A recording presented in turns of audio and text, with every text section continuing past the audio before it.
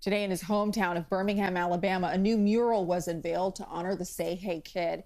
But when Mays and the Giants first moved to San Francisco in the late 50s, not everyone welcomed the future Hall of Famer.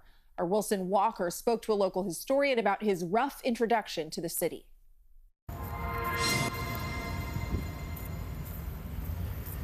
The magnitude of what he accomplished, I just came from the stadium.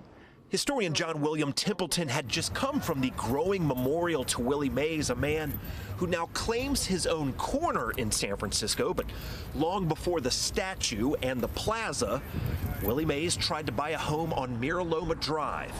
The seller was willing to sell it to him, but his neighbors protested. And so it took intervention from the powers that be in order for Willie Mays to buy a house. Was this a disappointment to you and your wife to find this trouble that you've entered into for the past couple of days? Yes, it was a disappointment to me because I didn't figure that I would have this much trouble trying to buy a place. That's why when I go looking for a house, I don't worry about who living besides me. I go and try to find the best place that I like and I think I'll be comfortable in. When Mays arrived in San Francisco, he was landing in a largely segregated city just ahead of its largest civil rights demonstrations. You'll remember the story we did before on the auto road. That was 1964 when thousands of protesters filled auto showrooms on Van Ness, ultimately pushing city businesses away from discriminatory hiring practices. Well, that was 5 years after he came here. Right? Templeton says it was that confluence of social change and Mays' success on the field that strengthened the bond between the player and the community. Willie Mays represents the high point of the black community from 1960 to 1972 when he was playing. Well, it's kind of hard to figure out that when you're winning, everybody likes you.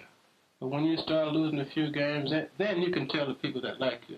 So he's particularly warm feeling about him and Willie McCovey and Juan Marichal, all those kind of guys, because it felt as though all of us were moving ahead together. There were no protests or complaints by the time Mays moved into his second home in San Francisco, and nearly 70 years later, it's hard to think of him as anything other than one of the city's most beloved individuals. But one essential part of the Willie Mays story is the history that some may like to forget. And so when we do our California African American Freedom Trail tours, we point out that Oracle Park has more statues of African Americans than any other place in California.